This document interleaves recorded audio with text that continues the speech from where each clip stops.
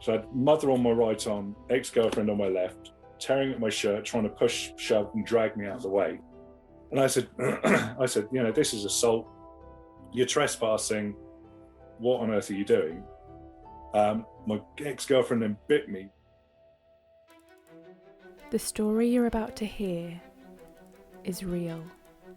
A real client working with David Holman to achieve extraordinary results. David has worked with high performers such as Olympic athletes and business owners, as well as those looking to develop meaningful relationships. Aside from names and certain characteristics which have been changed to protect clients' confidentiality, all other details are true. This special season is brought to you by the Self-Belief Chief podcast. In this episode, we're talking with a business owner who is describing an attack from his ex-girlfriend and is obviously quite shocked by the situation. What I want to do in this episode is, when we have these types of moments, it causes a whole swell of different emotions, like a wave crashing over us of anger, sadness, frustration, maybe a feeling to, act in some way or behave differently. It's this huge wave that crashes over us and we sometimes don't really know what to do with it or how to handle it. So I just want to make sure that we can disperse some of that energy but use it in an empowering way that can help him to continue to grow. Let's get into the episode. I'd found a few bits and pieces of hers in the house, knew she had a few bits and pieces of mine, emailed her Monday last week to say, let's get this sorted, I'm done. I don't want anything more. So I sent a sort of polite email saying, let's get these things exchanged. She came over the following day with her mother and wouldn't give me my things back until she'd received all of hers. And I said, no, come on. That's not reasonable. You get your stuff. I've got a table in the garden. Just put your stuff there. I'll make sure everything's there. You can make sure everything's there. Fine. They weren't going to do that at all. So I said, okay, well, that's not really reasonable. I'm just going to go back in the house. When you start bringing things out, that's absolutely fine. Just knock on the door. Walked round to the back of the house. Walked inside. Saw my ex-girlfriend, walking to the back door. So I went to the back door to meet her. So, because I thought, she's going to be reasonable. When I got there, she shoved me and the door and tried to shove me out the way, which wasn't, she shoved me backwards into a door frame, but she wasn't going to get too far. So I just kind of put my arms out. She held my arms. I walked forwards because there's no way she could stop me. Then she assaulted me, started tearing at my shirt. Her mother came around the corner and started joining in. So I had mother on my right arm, ex-girlfriend on my left, tearing at my shirt, trying to push, shove, and drag me out of the way. And I said, this is assault. You're trespassing. What on earth are you doing? My ex-girlfriend then bit me really hard here and sort of, clamped her teeth in and wasn't letting go. And I said, look, your daughter's biting me. This is assault. What are you doing? You're tearing my shirt. They carried on until literally the back of my shirt ripped, all the buttons came off the front. And then my ex-girlfriend, released me from her jaws. So I just twisted out the shirt, closed the door and called the police. So it's been eventful. Yeah. So, yeah, it's, And then didn't hear anything from the police for 4 days.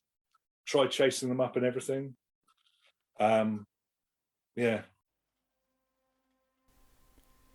As you can imagine, that's one of those stories that just shocks the nervous system.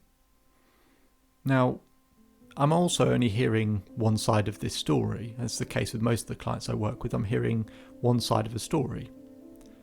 But I'm not here to interrogate or investigate if it's any different. My only concern is the health and well-being of my client, that they're actually able to help themselves, that they're able to manage their emotions, and that they're able to grow from their experiences and achieve the types of results that they want.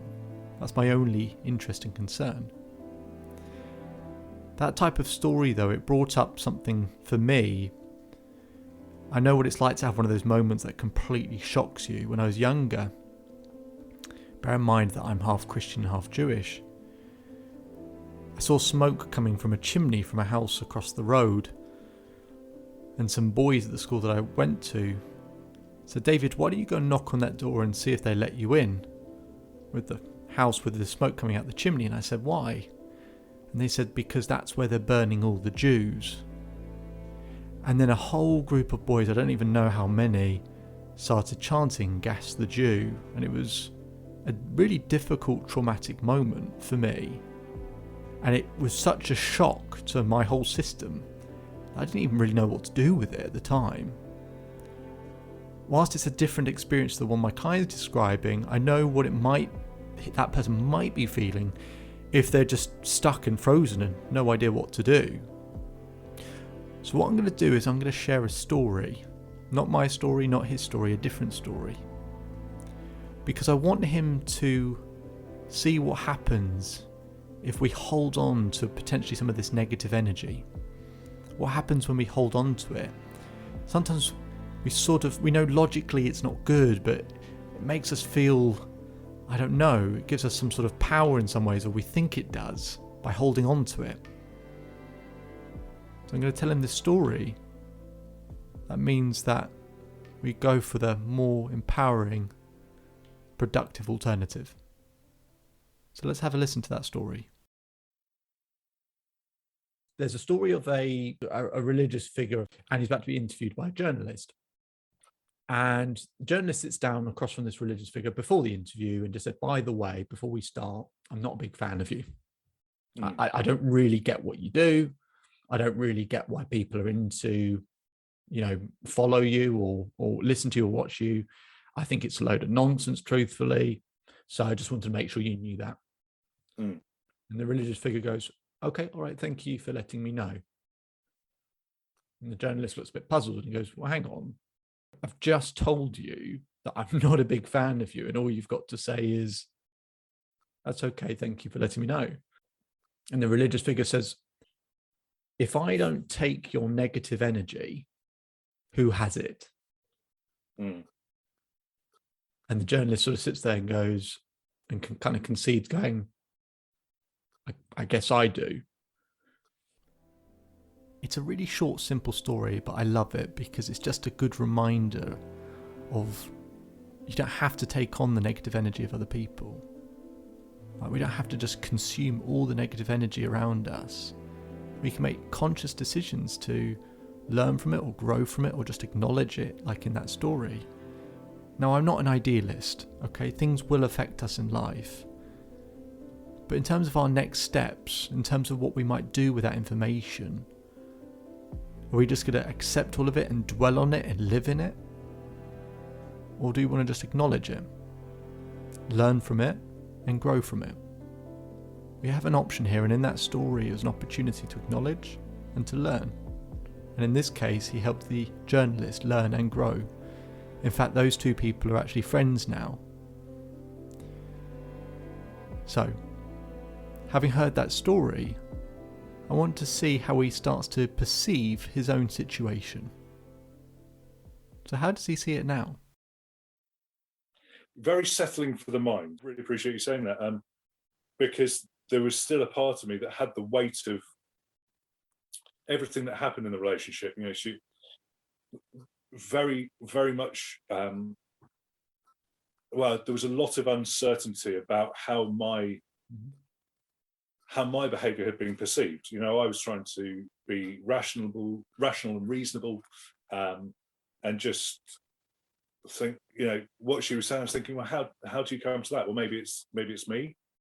And it was that behaviour, with her mother joining in, which I just thought was, okay, emotions running high, she's lost it, fine. But for her mother to join in as well, to completely lose it like that, I just thought,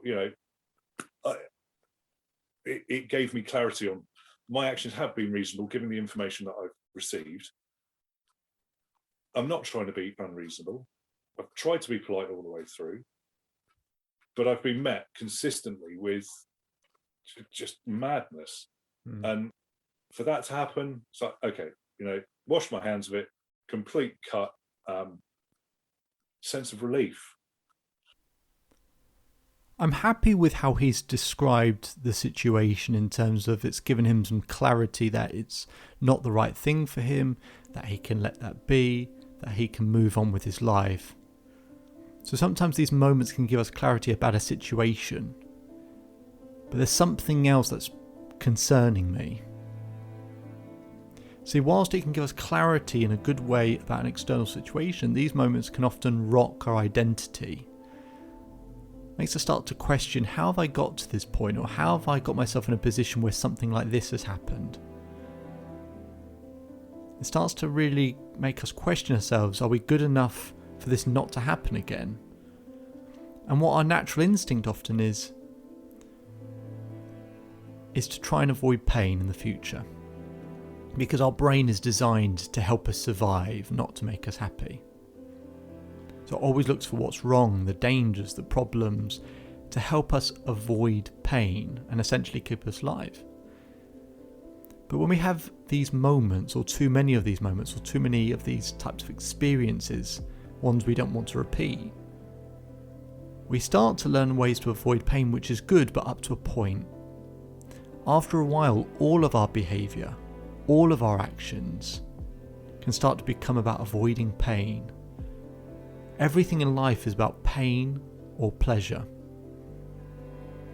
You can either have things pointing at avoiding pain, or you can have things pointing at accessing pleasure. Which two of those do you think has the more enjoyable life? The person accessing pleasure. And yet most people I work with, they act and perform and operate in a way to try and avoid pain as much as possible. And it's hard to live life like that and enjoy it at the same time. It's hard to live a life trying to avoid pain and not question ourselves or have doubt or worries or feel anxious because we're always staring at the thing we don't want to happen.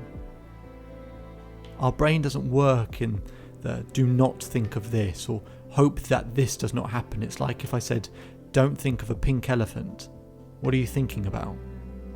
Our brain can't do, don't think about this, or don't worry about this, or, avoid this. It just means we're staring at it. So at some point we have to be facing and looking forward to pleasure. And my concern is that a moment like this, an experience like this, for this client, could gear him to start facing more towards avoiding pain, and therefore might stifle his relationships and his life and his career and all the other areas in a completely different way.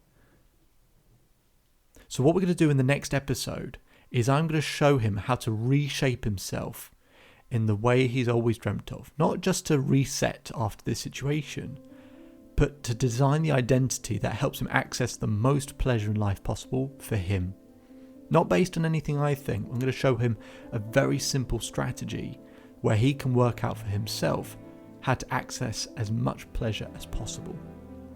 And it's one you'll be able to follow along with, but I think you'll be amazed at the difference between the identity he'd originally formed and the new one that he goes on to create, and how he looks at those two versions himself and questions, what have I been doing all of this time? Why have I not lived this other life? Why have I not lived this version? So I look forward to showing you that transformation, and that you might be able to see a transformation that you can make in your life as well, that opens up these completely new possibilities for you.